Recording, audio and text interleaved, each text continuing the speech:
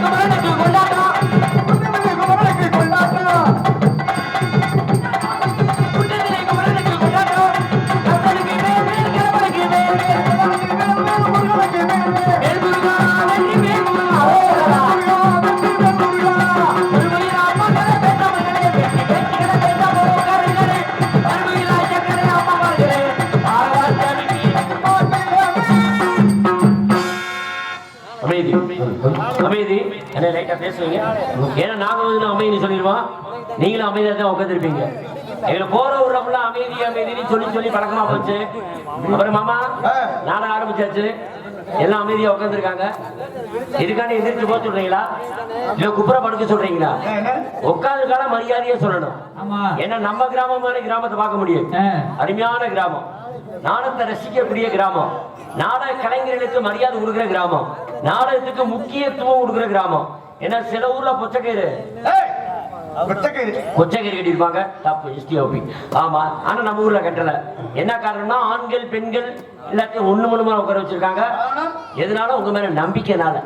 இதுக்காண்டு கோமாளி வேஷம் மாதிரி சொல்லிவிட்டான்னு நம்பி 1 மணிக்கு மேல கையை ஐட்டத்துல வச்சிடக்கூடாது. என்ன ஐட்டம்னா உங்கள்கிட்ட கேளுங்க, வச்சு எங்களை வம்புல மாட்டி விட்டுற கூடாது. ஏன்னா உழைக்கிறப்பல நாங்க, காசு கொடுத்த மாதிரி சொல்ல நீங்க. அப்ப உங்களோட மரியாதையை சொல்லணும். ஆண்களுக்காக ஒதுக்கப்பட்ட இடத்துல பெண்களும், பெண்களுக்காக ஒதுக்கப்பட்ட இடத்துல ஆண்களும். மாத்தி சொல்றீங்களே, பெண்களுக்காக ஒதுக்கப்பட்ட இடத்துல ஆண்களும், ஆண்களுக்காக ஒதுக்கப்பட்ட இடத்துல பெண்களும். மறுபடியும் மாத்தி சொல்றீங்க. ஆண்களுக்காக ஒதுக்கப்பட்ட இடத்துல பெண்களும், பெண்களுக்காக. அவங்க எப்படி அப்படி போறாங்க? அவங்களுக்கு தேவையா? அவங்க உரிச்சா தோக்குறாங்க, ஓரமா உட்கறாங்க, நிமிந்து தோக்குறாங்க, குப்பரை உட்கறாங்க, இப்ப அப்புறம் பண்ணி கூட உட்கறாங்க. 1 மணிக்கு மேல நாடகம் முடிகிற மணிக்கு அமைதியா இருக்கணும். முன்னாடி உட்காந்துட்டு சத்தம் போடக்கூடாது. சத்தம் போட்ட மைக்கு வெளியே எடுக்க, நாங்க பேசுற பேச்சுல கெடுக்கும். அப்புறம் காலையில வந்துகிட்டு பாப்போம் நல்லாவே பாடல, டான்ஸ் காரப்பட நல்லாவே ஆட்டல, மாவு ஆட்டல, கைய கால ஆட்டல கூட சொல்லாதீங்க. நீங்க சிரிச்ச முகத்தோட நாடகம் பார்த்த நாடகம் இருக்கு. பூசாரி கொஞ்சம் வர சொல்லுங்க. பெட்டிக்காரி பேய் பிடிச்சிருச்சு. நீதான் சிரிக்க சொன்னேன்.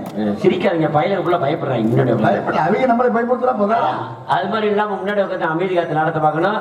ஏன்னா எல்லா ஊர்லயும் சரியா 10 மணிக்கு நாடகத்தை ஆரம்பிச்சிருவோம். நம்ம கிராமம் முக்கியமான கிராமம்னால 9 மணிக்கு அருவான் எடுத்துட்டு வர 9 மணிக்கு சாப்பிட வந்து சொல்ல வந்தியா.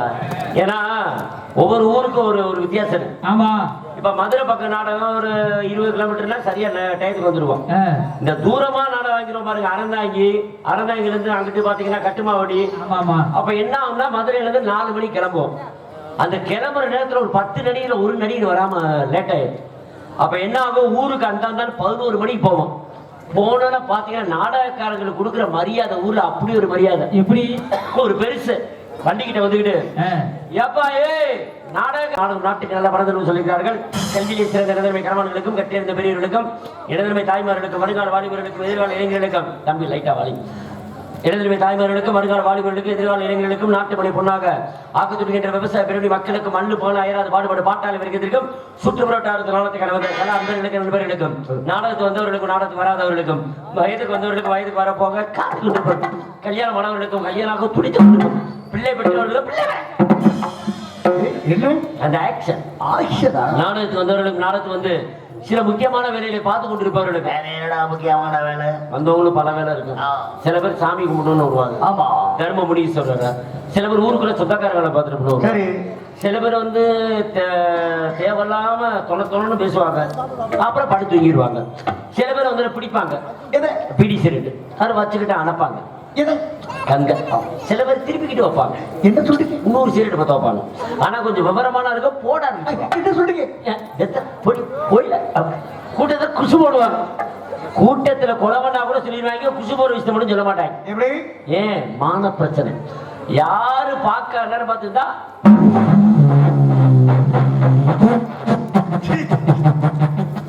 கூட்டத்துல முடிய சிரிக்கிறாங்க.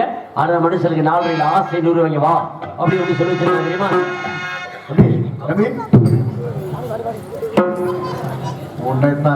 நைனா நைனா ஹலோ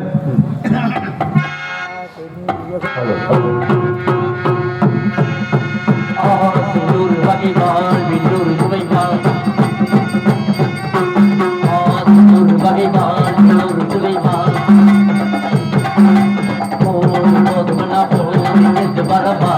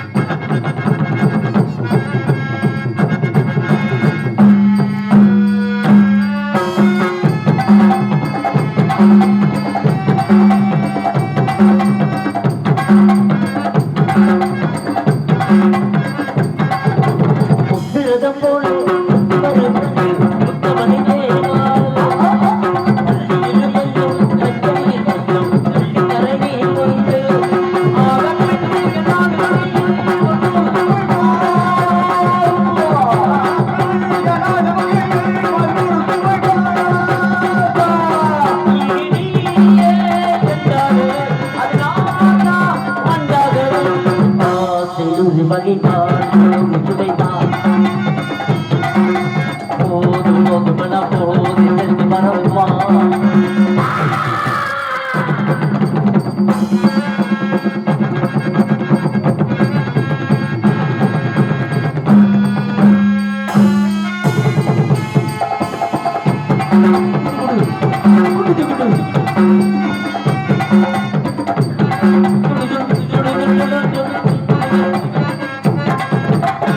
சுகம் தேவை எந்த இடம் தேவை சொல்லி தரலாமா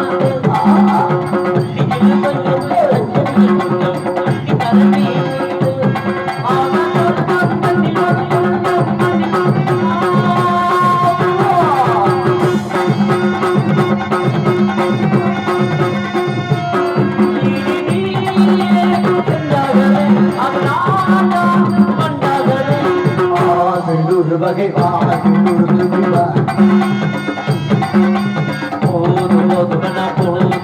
வரப்பா இடமாடி பாடலாம் மனப்போ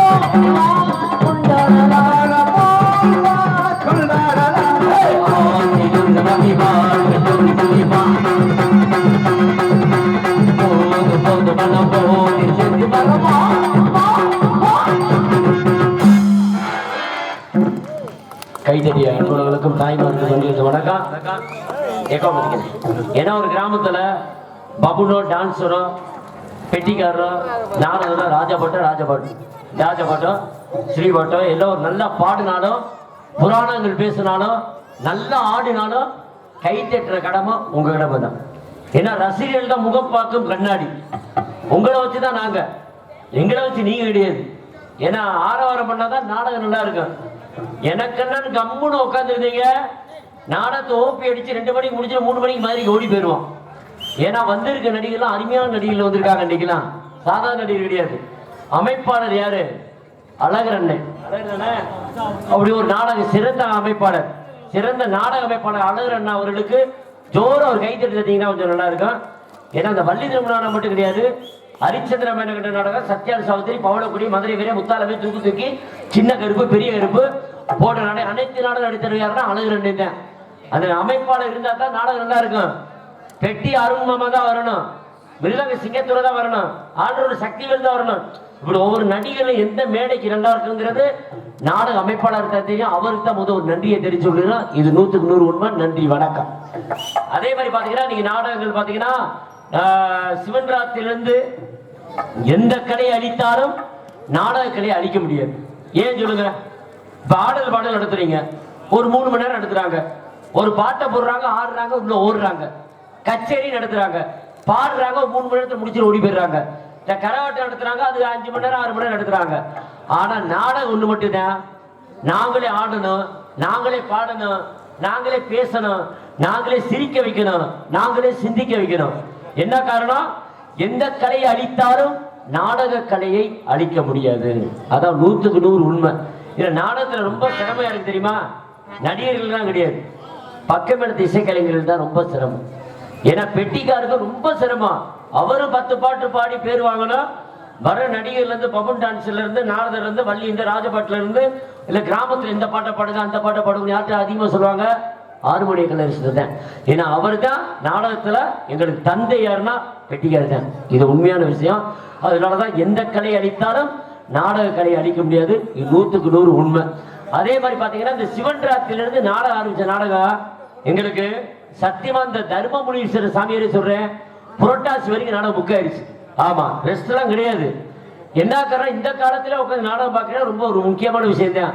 ஏன்னா டிவி நிகழ்ச்சியெல்லாம் வந்துருச்சு, டிவியில நாடகம் பாக்குறாங்க, அதை பாக்குறாங்க, இதை பாருங்க, எவ்வளவு நிகழ்ச்சி வந்துருச்சு. இந்த தாய்மாரெல்லாம் பாத்தீங்கன்னா எம்புட்டு நாடகம் காலையில ஆரம்பிச்சா நைட்டு வரைக்கும் நாடகம் பார்க்க நடத்த முடியாது. இந்த நாடகம் பார்த்து என்ன போச்சு? இப்ப நாளடைவில் கட்டின புருஷனுக்கு மரியாதை கிடையாது, பெத்த பிள்ளைகளுக்கு மரியாதை கிடையாது. கட்டின புருஷன் வந்து சோறு கட்ட, ஆமா உண்மைதானே, ஏமா என்னமா சோறாக்கி இருக்க அப்படின்னு கேட்டா கட்டின பொண்டாட்டி சொல்ற பதில் அந்த தின்னு தொலை. ஆமா சரி, ஆண்டு எங்க அவங்க பொண்டாட்டி போய் கேளுங்க, எங்கம்மா உங்க வீட்டுக்காரு ஆர்வம் எங்கம்மா போயிருக்காரு? அது இந்த அங்கிட்டு போயிருக்கு. அது நான் ஆடா மாடா நாயா நாயான்னு கேட்கிறேன். அங்கிட்டு போயிருக்கு இங்கிட்டு போயிருக்குன்னுட்டு இந்த நாடகம் பார்க்கறனால இப்ப தப்பு கிடையாது. இந்த தாய்மார்களா எனக்கு ரொம்ப பிடிக்கும். சிரிச்ச முகத்தில் உட்காந்துருக்கீங்க. ஆனா உங்களுக்கு பிடிக்காத விஷயம் ஒரே விஷயம் தான், இந்த நாடகம் பார்க்க விஷயம் தான். நாடகம் பாருங்க தப்பு கிடையாது. ஆனா எங்க வீட்டுல ஒரு பிரச்சனை நடந்துச்சுல, என் பொண்டாட்டி மாதிரி 24 வாரம் யாரும் நாடகம் பார்க்க முடியாது. நாடகம் பார்த்துக்கிட்டே தான் இருப்பா. வீட்டுல சோறாக்க மாட்டா, திருமணி தேய்க்க மாட்டா, ஒரு வேலையை பார்க்க மாட்டா. கஷ்டப்பட்டு தான் 2 பிள்ளையும் பெற்றேன். எப்படி எப்படி ஆத்தாத்தா ஒரு தடவை, ஆத்தாத்தா ஒரு தடவை, ஆத்தாத்தா ஒரு தடவை, இந்த கதை தான். ஆமா, நேத்து நாடகத்துக்கு போயிட்டு 12 மணிக்கு வீட்டுக்கு வந்தேன். அப்ப சொன்னேன், இன்னைக்கு பள்ளத்தூர் பக்கம் நாடகத்துக்கு போனோம். மணி 12 ஆச்சு, பசிக்குது, படக்கு 2 தோசை ஊத்துமா, சாப்பிட்டு நாடகத்துக்கு பொண்ணு கட்டுல உட்காந்துருந்தேன். யாரு பெத்த மகராசி இங்க கவனிங்க, இங்க கொஞ்சம் கவனிங்க, இப்ப கவனிச்ச மாதிரி கவனிங்க. யாரு பெத்த மகராசி தெரியாது, 10 நிமிஷத்துல தோசை கொண்டு வந்துட்டான். ஆனா தோசையை பாக்குறேன், தோசை ஃபுல்லா கருப்பு கருப்பா இருக்கு. அது என்ன அதை பிடிக்கவா? என்னடா தோசை கருப்பா இருக்கு, என்னடா தோசை கருப்பா இருக்கு அப்படி கொண்டாடிட்ட கேக்குறேன். அதுக்கு அவ சொல்றா, வேற ஒண்ணு இல்லைங்க, காலைல மாவு வாங்கி வச்சிருந்தேன், யதார்த்தமா கரும்புசால் பொடி மாவுல விழுந்துருச்சு, அதனால தோசை கருப்பா போச்சு. இவ பொய் சொல்றான்னு தெரிஞ்சுக்கிட்டு அடுப்படுகளை பார்க்க பெரிய கொடுமை. இவ என்ன பண்ணிருக்கா, டிவியை பார்த்துக்கிட்டே தோசை ஊத்துறேன்னு தோசை கல்ல தூக்கி மல்லாக்க போடாம தோசை கல்ல தூக்கி குப்பரை போட்டு அதுக்கு மேல மாவை நமக்கு லமக்கு லமக்குன்னு எடுத்திருக்கா. அப்புறம் இந்த தோசை எப்படி இருக்கா, கருப்பாத மகை திறந்து பேசுறா. ஆல்ரவுண்டுக்காரங்க நல்லா பேசுறாங்க எல்லாருமே. நான் எல்லாம் ஆமாமாவா, நான் கதையா சொல்றேன், எல்லா பையனும் பேசுறேன், அது மாதிரி பேசு.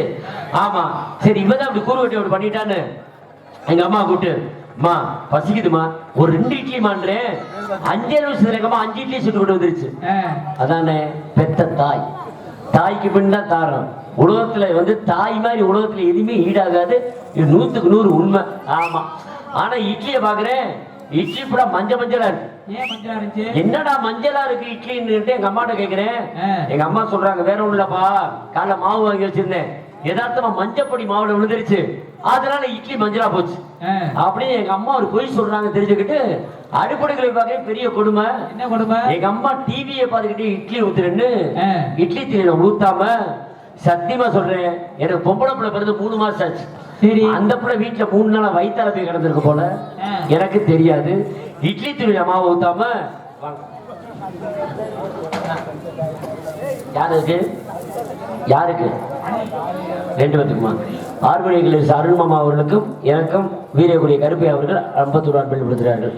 ஆமா, பார்த்தா இட்லி துணியில மாவு ஊத்தாம என் மக வயிற்றால போய் கிடந்தால அந்த துணியில மாவு ஊத்தி இட்லியை சுட. சரி, நான் விடிய நாடாண்டவே லவக்கு லவக்குன்னு 10 இட்லியை திரும்பிட்டேன். காலைல பக்கத்து வீட்டுக்காரங்க வைக்கிறாங்க, எப்படி ஏண்டா பீயத்தினவனு யார என்னையா இந்த பிள்ளைக்காண்டி பீதின வேற தெரியுமா? சத்தியமா நான் தான். அதனால இது மாதிரிலாம் காலங்கள் மாறிக்கிட்டு இருக்கு. ஆமா, இன்னொரு விஷயம் சொல்லணும்னா, இன்னைக்கு தமிழ்நாட்டோட தலைநகர் என்ன? எந்த ஊரு? சென்னை. தமிழ்நாட்டோட தலைநகரம் சென்னை. இப்போ நாடுகள் தோறும் பாஷைகள் வேறு, ஒவ்வொரு ஊரும் ஒரு பாஷை. மதுரையை பாத்திருக்கீங்களா? மதுரை உசிலப்பட்டி ஏரியால அது ஒரு மாதிரியா பேசுவாங்க. என்னப்பா ஒப்பா பேசிட்டு இருக்க, உட்காரடி வாடா அப்படின்னுவாங்க. இந்த கோயம்புத்தூர் பக்கம் பாத்தீங்கன்னா அங்கிட்டு ஒரு பார்த்து ஒரு இழுத்து பேசுவாங்க. இப்படி என்னடா சொல்றீங்க, சொல்லிக்கிட்டு போலையா, வாழ போலாம் அப்படின்னுவாங்க. அதே மாதிரி பாத்தீங்கன்னா தமிழ்நாட்டோட தலைநகர் சென்னை தான். நேற்று மெட்ராஸ் போயிருந்தேன். பிச்சை எடுக்கவா? ஊருக்கு போயிருந்தையா, எங்க அக்கா வீட்டுக்கு. கோயம்பேட்டு பஸ் ஸ்டாண்ட்ல இறங்கி ஒரு ஆட்டோ கட்ட அட்ரஸ் கேட்டேன். சரி அண்ணே, சைதாப்பட்டிக்கு எப்படி போகணும்னு. அதுக்கு அவர் சொல்றாரு, சைதாப்பட்டி கோத்தா லெப்ட்ல போய் கோத்தா ரைட்ல போ. எப்படி ஏண்டா அட்ரஸ் எல்லாம் கேட்டேன், என்ன கோத்தா கொம்பன் வைக்கிற அப்படி கேட்டா, மெட்ராஸ்ல அட்ரஸ் கேட்டா கோத்தா கொம்பன் தான் சொல்லுவாங்க. இது சரி விட்டு வர மதுரைக்கு வந்துட்டேன். மதுரையோட பெருமை என்ன? மதுரை மீனாட்சி அம்மன் இன்னும் 2 மாசத்துல சித்திரை திருவிழா ஆரம்பிச்சு அழகு ராத்திரில இருக்கிறது. ஆனா மதுரையில பெரிய மனுஷனை கூட நம்பலாம், இந்த சின்ன பையனை மட்டும் நம்ப கூடாது. ஏன் அப்படி சொல்றீங்க? நேற்று பஸ் ஸ்டாண்டுக்குள்ள நடந்து வந்துட்டு இருக்கேன், எனக்கு ஒண்ணுக்கு தாங்கல. ஒரு சின்ன பையனை கூப்பிட்டு, ஏண்டா தம்பி ஒண்ணுக்கு இருக்கிற இடம் எங்கடா இருக்குன்றேன். அவன் ஜிப்ப கழட்டிக்கிட்டு தான் வந்து இதை காமிக்க உங்களுக்கு. ஆமா, உங்களுக்கு வாய்குடி இருக்குமே, இத காமிச்சதுக்காண்டி அவங்க அப்பா அவனை அடின்னு அடிக்கிறாரு. அடிக்கும் போது அவங்க அப்பா கோபத்துல ஒரு வார்த்தை சொல்றாரு. என்ன வார்த்தை? ரொம்ப சேட்டை பண்ண ஒரே அடியில மெடிச்சில தள்ளி விட்டுருக்கேன். எப்படி நோகாம நொங்கு சாப்பிடலான்னு பாக்குறாங்க. அது மாதிரிலாம் காலங்கள் மாறிக்கிட்டு இருக்கு. அதனால அமைதி காத்து இந்த நாடத்தை நீங்க எப்படி பாக்குறோம்னா, கொத்தரி ஸ்ரீ தர்மமுனீஸ்வரர் கோவில் 50ஆம் ஆண்டு பொன்விழா மாசி மகத்தை முன்னிட்டு கொத்திரி காமராஜ் நகர் கிராமத்தால் நடத்தப்படும் படைப்பும் மறுநாள் நாடகமாக ஸ்ரீ வள்ளியர் நாடகம் அது உற்சாகம் நடைபெற காத்துக் கொண்டிருக்கிறது. தரத்திற்கு மாநிலத்தை வெற்றி நாட்டு வரும் நாடக ராஜா நாடக கலைமகன் நாடக விடிவெளிமாகிய திரைப்பட புகழ் கேப்டன் விஜயகாந்த் எதிரொலிமாகிய மதுரையை சேர்ந்த சீமா நகரை சேர்ந்த ஆளு நீங்க வந்திருக்க ராஜபாட்டுக்காரு சரியான கலர்னு அசந்து நீங்க பாத்தீங்கன்னா அப்படியே கமலஹாசன் கலர் எங்கன்னு அப்படி இருப்பாப்ல மதுரையை சேர்ந்த பொன் முருகதாஸ் அவர்கள் நாடகத்தில் வேடன் வேடன் விருத்தனாக நீங்க காத்து கொண்டிருக்கிறார். பாட வந்த வானம்பாடி இன்னிசை மாவுகள் வசன பேரரசு இசைக்குயிலுமாகிய கவிக்குயிலுமாகிய மதுரை அறியாமல சிவகங்கை அறியாமல கொல்லக்குடியை சேர்ந்த டி ராதாஸ்ரீ அவர்கள் நாடகத்தில் வள்ளி நாயகி நடிகை காத்து கொண்டிருக்கிறார். பாட்டுக்கு நானா எனக்கு பாட்டா இனி சொல்லி வரும் நாடகான பேரரசு சென்றெல்லாம் வெற்றி உடி நாட்டி வரும் நத்தம் அறியாமல ஸ்ரீரங்கப்படி சேர்ந்த மாப்பிள்ளை MC படையப்பா அவர்கள் நாடகத்தில் கலகப்பிரியராக நடிகை காத்து கொண்டிருக்கிறார். ஹார்மோனிய கலையரசுமாகிய மறைந்த மாமேதை எங்களை விட்டு சென்றாலும் எங்கள் மனதில் இருந்து வாழ்ந்து கொண்டு இருக்கும். ஏன்னா அவர் பெட்டி எடுத்து முதல் பீஸ் போட்டாரு, அது அவங்க அப்பா வாசிக்கிறார். இவர் என்னைக்காவது ஒரு நாள் தான் நான் பாட்டு பாடுறாரு. எனக்கு அவர் நாம தான் வந்துச்சு. அவர் ஆல்ரவுண்ட் ஆமா எங்களை விட்டு சென்றாலும் எங்கள் மனதில் வாழ்ந்து கொண்டு இருக்க மறைந்த மாமேதை திருச்சியை சேர்ந்த TM அடைக்கலசாமி அவர்களின் மகனுமாகிய மதுரை அருகாமல புதூரை சேர்ந்த மாமா TMA அருண் அவர்கள் நாடகத்தில் ஹார்மோனியம் பின் பாட்டு மனசு சுத்தமடா இந்த பிள்ளை மனசு பித்தத்திலும் பித்தமடா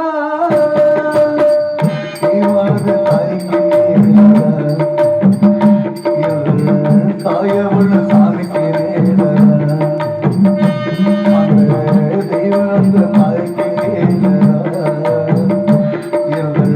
தாயவுள்ள சாமிக்கு மனசு சுத்தத்தில் சுத்தமடா பிள்ளை மனசு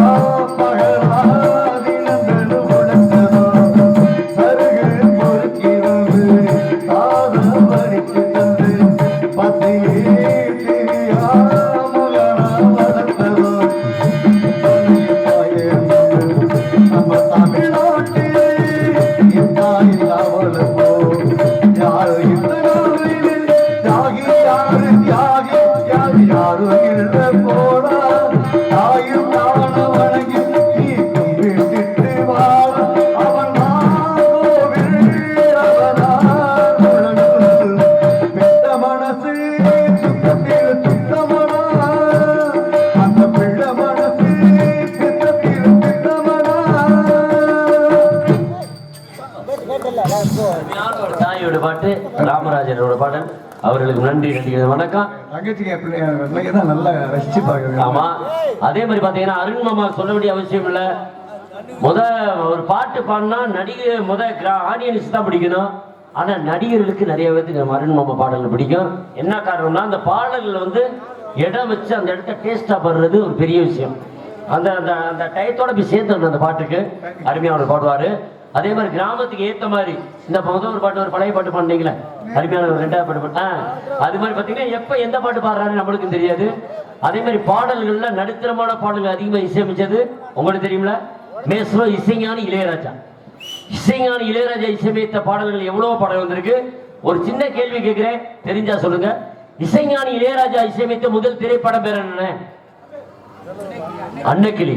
முதல் படம் அன்னக்கிளியா இருந்தாலும் அவர் பாடிய கீதாஞ்சலி என்ற திரைப்படத்தில் இந்த காதல் காவிய பாடல் எப்படி பாடியிருக்காரு தெரியுமா? ஒரு ஜீவன் அழைத்தது, ஒரு ஜீவன் துடித்தது, இனி எனக்காக அழ வேண்டாம், இங்கு கண்ணீர் விட வேண்டாம். உன்னையே வாழ்கிறேன், உன்னையே வாழ்கிறேன், ஒரு ஜீவ